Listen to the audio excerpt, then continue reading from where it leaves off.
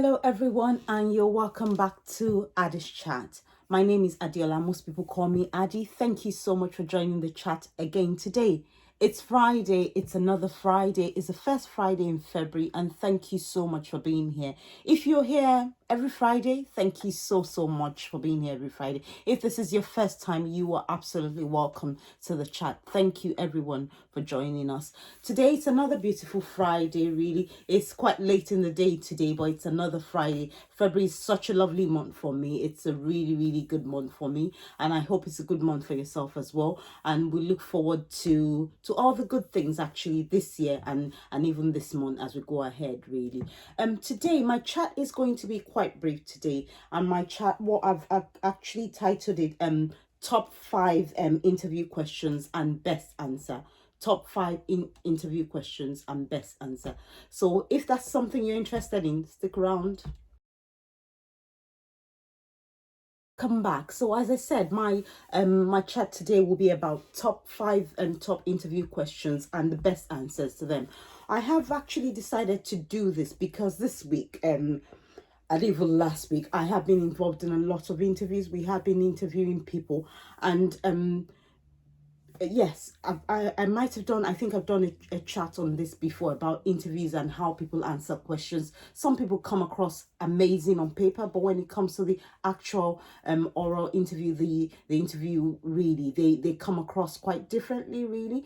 And I think that this is because people are not just paying attention to a few things. I'll chat about it today, really. The top 5 questions that are likely to come out. They're kind of routine questions, really, but there are specific answers that the interviewers are looking for, and there are things that they would like you to talk about. That's why they ask these questions. So I thought I'll chat about that. That might be helpful for anybody looking for work at this minute, or anybody maybe even looking at maybe changing careers or anything. A lot of that happens in the new year, so I thought I'll do that actually today. So really, I will be very quick. It wouldn't be a long chat, really. But the first one, normally that's very common, is they would always say, tell us about yourself, really. Tell us about yourself.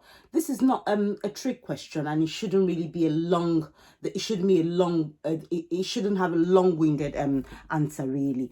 Tell us about yourself. You have to be you have to be deliberate when you're answering this question. You have to balance between talking about your personal life and talking about your professional life. You don't, it has to be, there has to be a balance. You cannot overstretch one and the other, really. Simply, if they're asking you to talk about yourself, I'm going to be looking down because I've made notes here, really.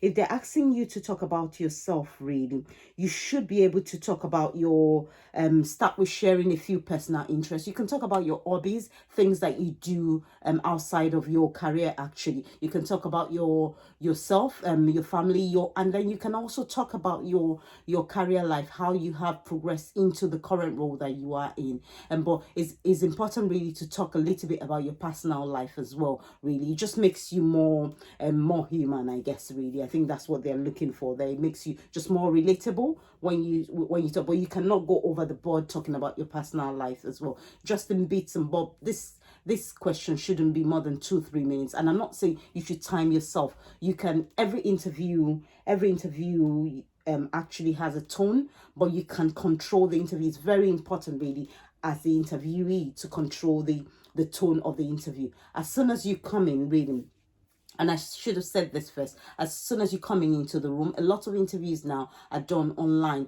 but the same thing would apply, really. But let's say, for instance, you're going into an actual physical place, really. As soon as you come into the interview, if you've got 3 interviewers or 2, make sure you get a really good eye connection with the interviewers. Get a really good eye connection. When they introduce themselves, mention their name, you respond, it's lovely to meet you. They already know your name, so you don't really need to tell them your name, because they should have your details before you get there, really. They should have received your CV, covering letter, whatever you need to send, really. So make sure you make eye contact, especially when you've got 3, 4, 5. Make sure individually you make eye contact with everybody. Give everybody that 2 seconds or 3 seconds, make eye contact, give a smile as well as soon as you come in. And even if it's online as well, acknowledge everybody as soon as you come in, really.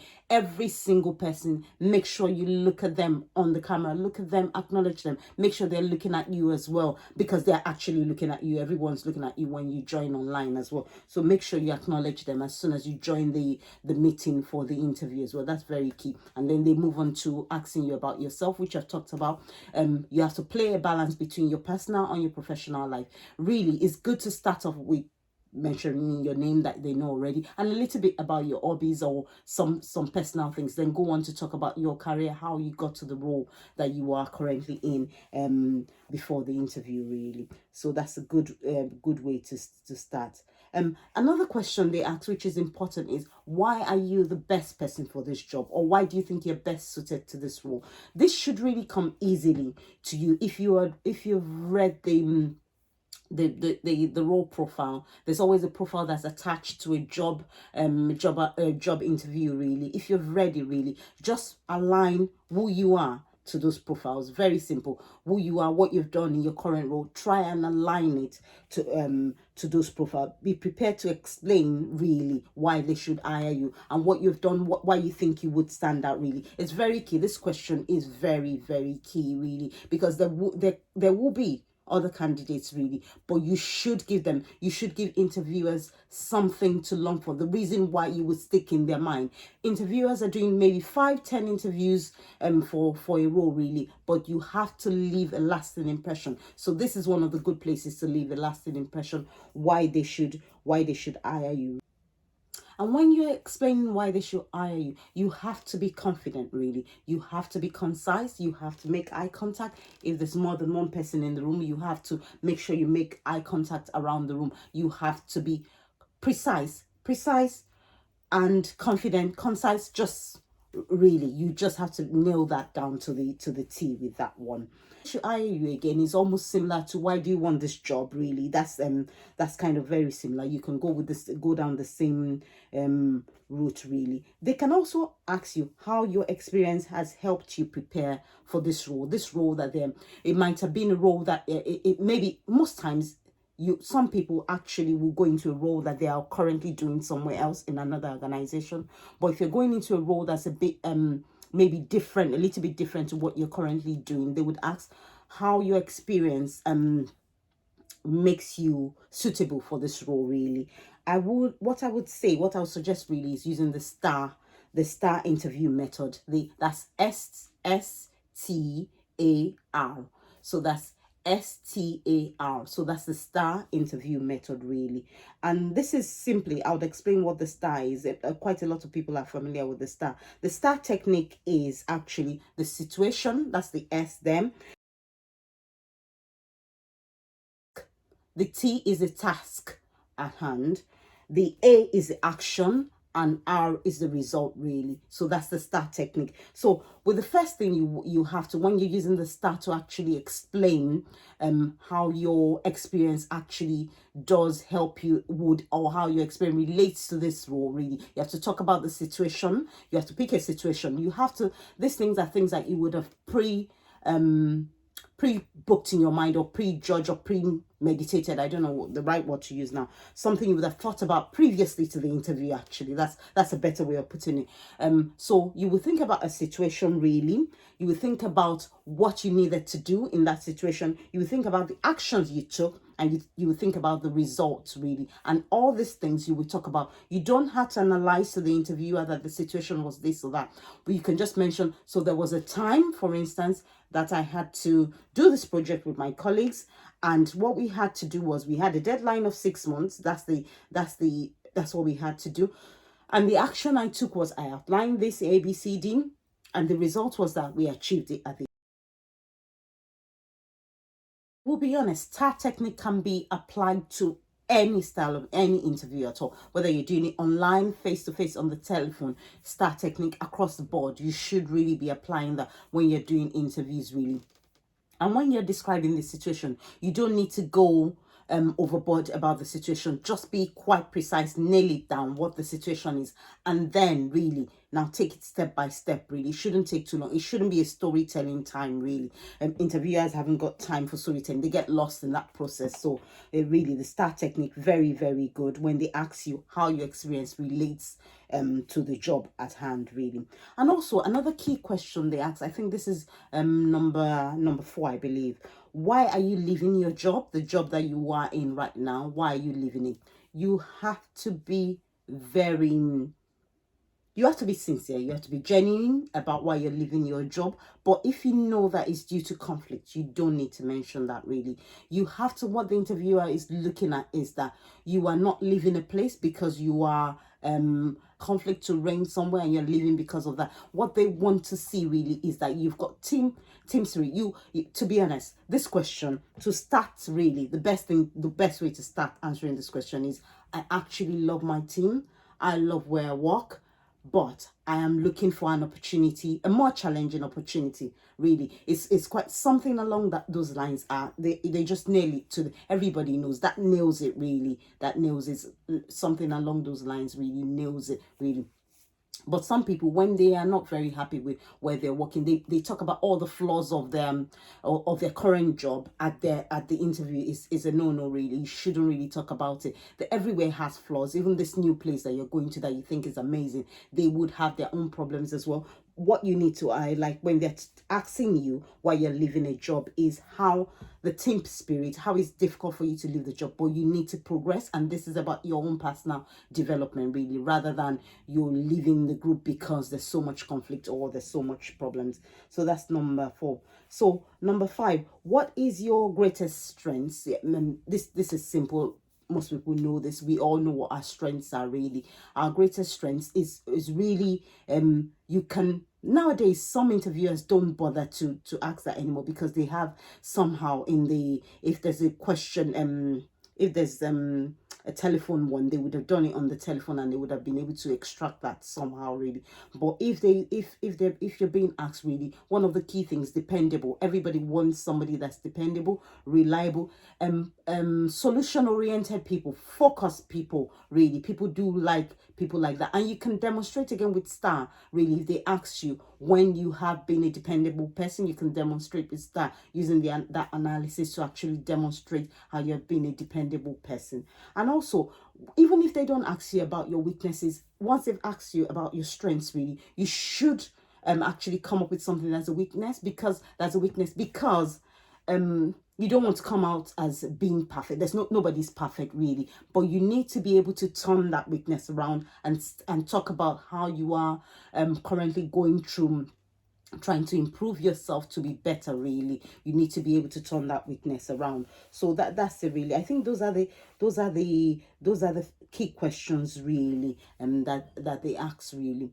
And they ask things about salary expectations, all those are quite random really, because most places would have put it really in the job advert, so you will know that. So really, one good thing is the STAR technique really. When you're going into an interview, you should have the STAR technique. Eye contact, really, really important, very key, eye contact. And I am saying this because of a few people that have just recently moved, for instance, like if you've moved from Africa, for instance, to UK, it's a different ball game entirely. You need to have eye contact here. It's something that you have to consciously work on, having eye contact. When you're talking to people, it's not a good thing that you don't look people in the face. I know it's a culture shock type of thing. You need to look people in the face. You need to be assertive. You need to, when you're in an interview, you need to be assertive. And in most places of work, you shouldn't be seen as a timid person. You should be assertive. You should be able to come across with your especially for people that have just come into UK or that have just gone into Canada to US really.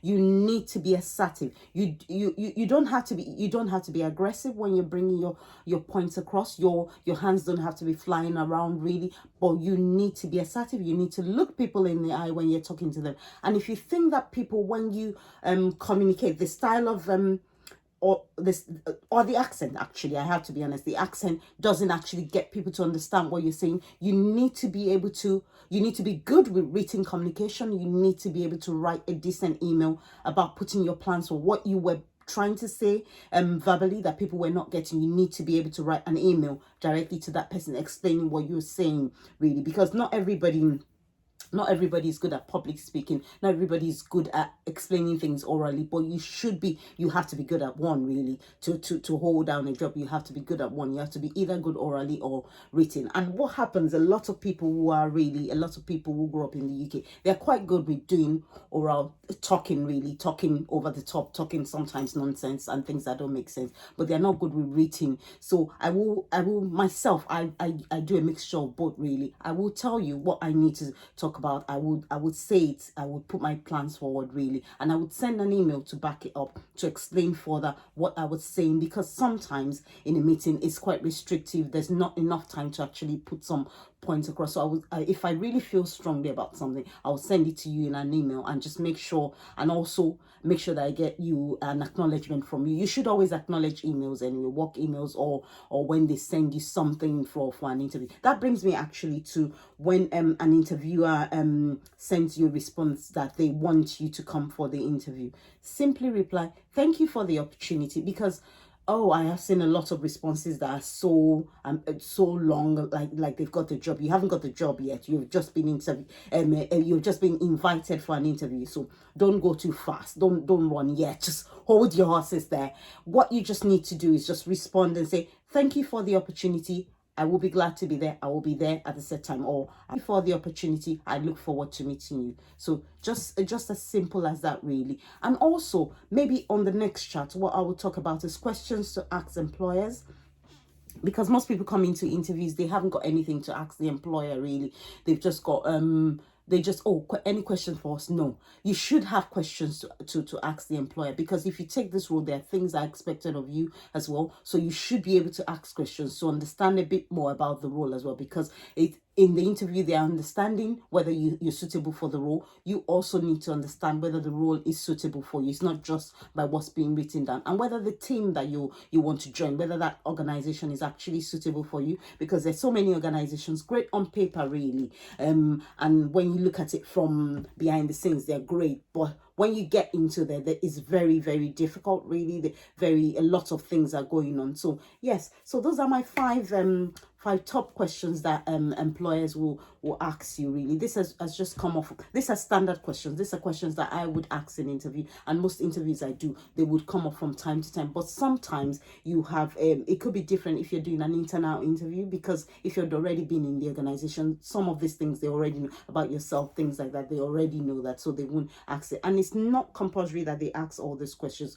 but these are questions that you should really have the answers ready. And any question they ask, really, you should be able to use that STAR technique to answer the question, really. I hope this has been able to help somebody really today, and I hope that your next interview, you will be coming out in flying colors if you're looking forward to going to an interview. But thank you, everyone. Thank you for being here. Please share this chat with friends, with family, with anyone, really, anyone you think that they're coming in for a job interview. And also, really importantly, with people that are doing interviews actually from across, people from abroad, people that are doing interviews from Africa. I think it's important that they know some of these things, really, because this is what lets them down.